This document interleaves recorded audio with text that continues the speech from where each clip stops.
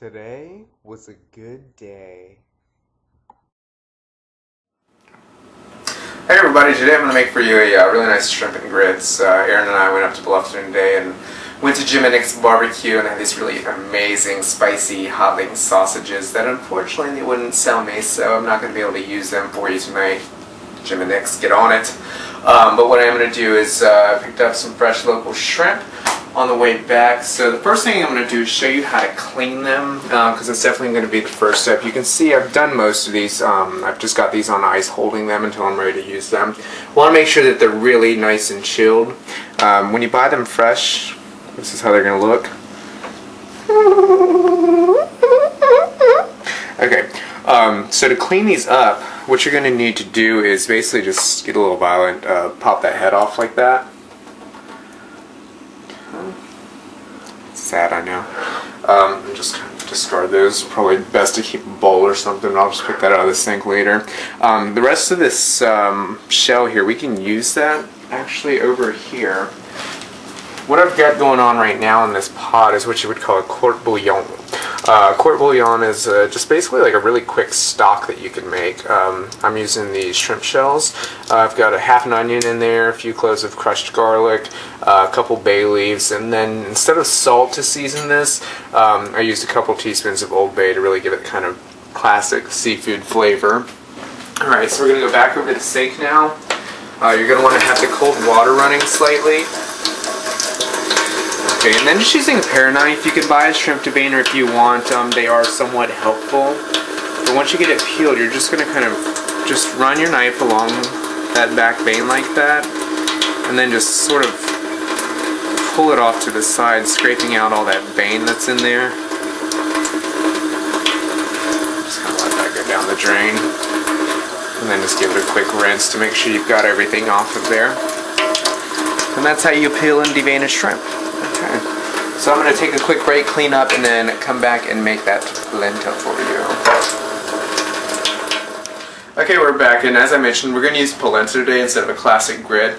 Polenta is just a really coarse ground cornmeal, so basically it's the same thing as grits. And one of the reasons I'm doing this dish is because I did get a request for a gluten-free pescatarian dish, and this has both those things, so you're welcome, Miss Leah.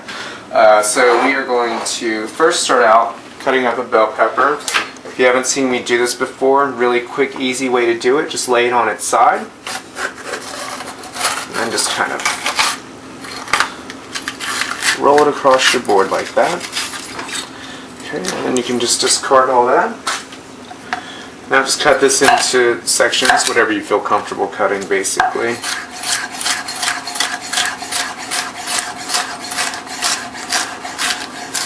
Just like that.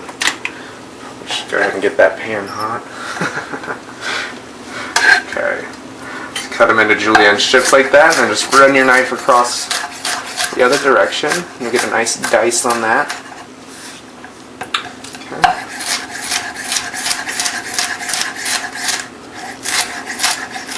Watch those fingers. Always best to form a little claw there. Actually cut myself cutting a bell pepper when I was teaching a class downtown here in Savannah. It was pretty awful. I just stop the whole thing and start over.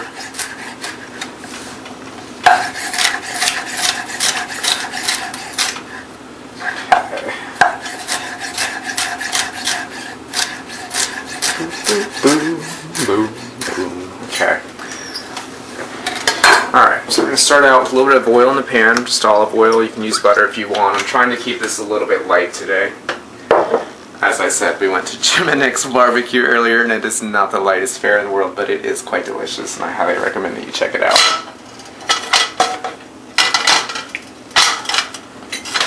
Okay, so that's got to heat up for just a second. I turned that pan on kind of late, so what I'm going to do is just go ahead and get this onion cut up too.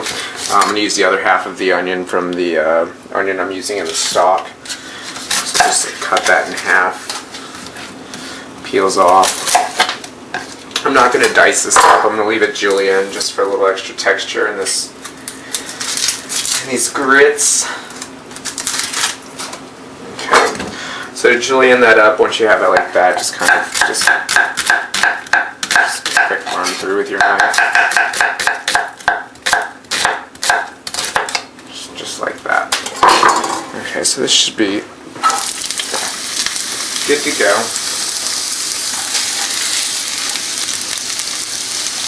And I've got this set to high. I really want to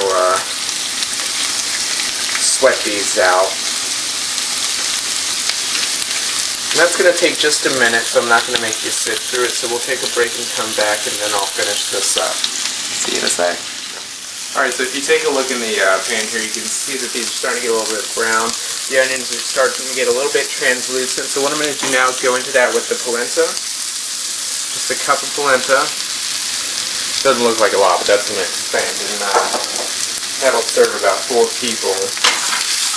Alright, so I'm just going to toast this just for a second with all these vegetables. And what this is going to do now is let that polenta sort of absorb that oil that's in that pan. You can see how it kind of dried it up a little bit, and then give it a little bit of a toasted flavor.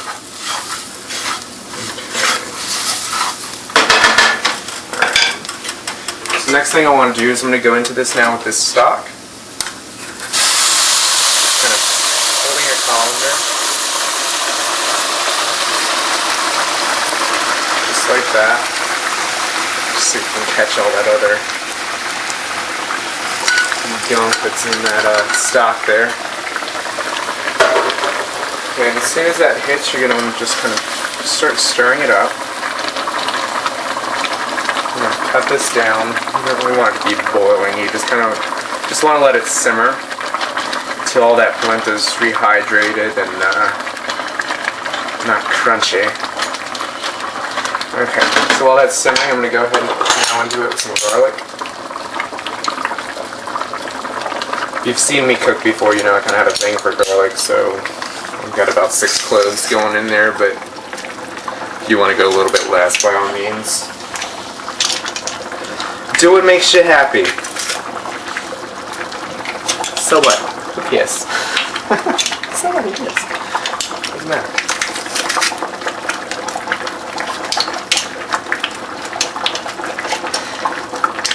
Okay.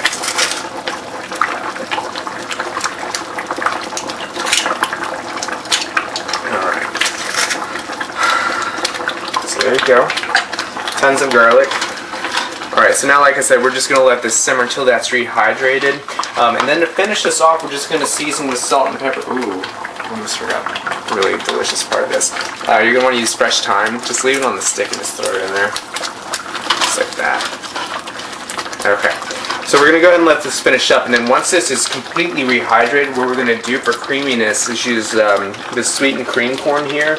A lot of times when people make shrimp and grits, they load the grits up with cheese and cream, and you know, it's pretty damn delicious, but not the kind of thing you can eat every day. The corn's kind of a nice healthy twist. And then for something kind of nice and leafy green in there, a little bit of fiber, we're going to fold some arugula. That's going to wilt down, add a little bit of kind of bitter green flavor to that, and it's going to be quite delicious. So once we get to that point, I'll check back in with you and show you how it's done. Alright, so if you take a look in our pan here, you can see that this bit of polenta is really kind of starting to absorb a lot of that liquid. It's still probably got about a few more minutes before it's done cooking, so what I'm going to do now is fold in that sweetened cream corn. And what that's going to do is provide that extra moisture that it needs to finish up. Just kind of fold that in.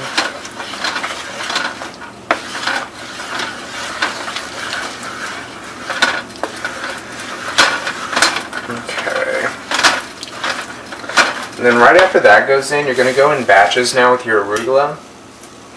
Because it does look like a lot, but it's just like spinach. It's going to kind of wilt down to, I'm not going to say nothing, because it is going to have a pretty heavy presence in there, but it's not going to look like that.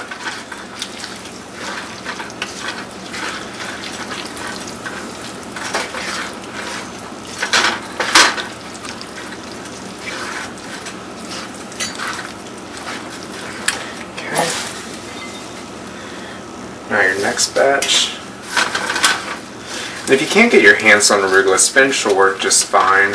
Or if you don't like arugula, it's kind of seems to be a bit of an acquired taste. I hated it the first time I tried it, but now I absolutely love it.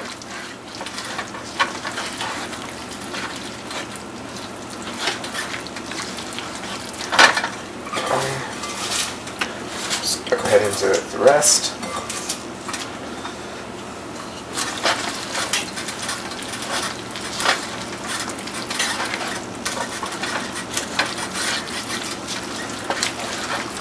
Okay. So that looks pretty good, and at this point, in just another couple minutes, that arugula is going to get wilted down, and your grits are going to be ready to go. And then we'll start on the shrimp and sauce that's going to go over the top. Okay, we're back, and we're going to make the sauce now with our shrimp. What I've got going on right here is a little bit of olive oil. I'm sauteing. Those are big chunks of garlic. You've got some sliced jalapenos. The jalapenos can be omitted if you don't want them, if you're sensitive to spice. You can kind of just add as much as you want to that. I don't feel like you need to make this real spicy. I just kind of happen to like spicy food. So I added some butter to that, just a couple tablespoons, not too much, because I really want the flavor of the butter in this. So I'm going to be adding some tomatoes to this later, and it's going to help cut the acidity. Alright. Okay. So I'm going to bring this over here and just go into it now with our shrimp that I've already cleaned up. This might start popping because there's a lot of water on this. Just watch that. You can see it does kind of help if you pull it away from the stove like that.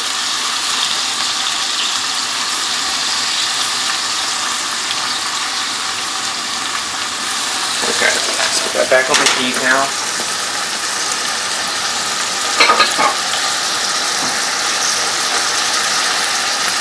The shrimp really don't need to be cooked very long. As soon as they turn pink, they're going to be done. So what I'm going to do is I'm going to go into this now with a little bit of white wine. You don't have to get real fancy and use anything expensive. A cheap $3 bottle of wine will do you. Alright.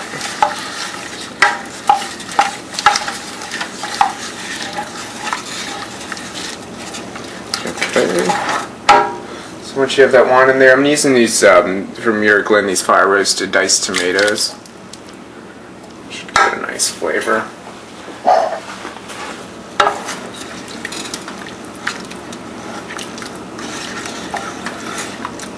Okay, and now you're just going to kind of just let this come up to a simmer. It's ready to go over your grits.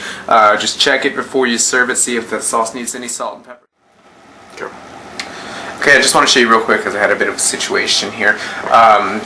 After I added the shrimp to this, they started to cook just a little bit too quick. The broth was a little too thin.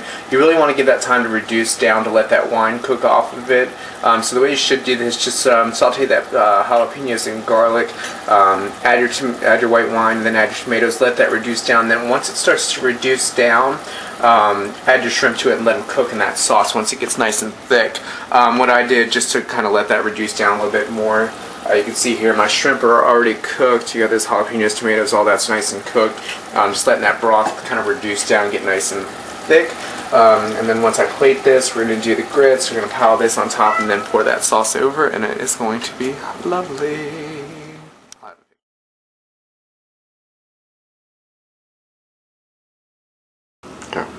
Welcome to my kitchen! I'm just kidding.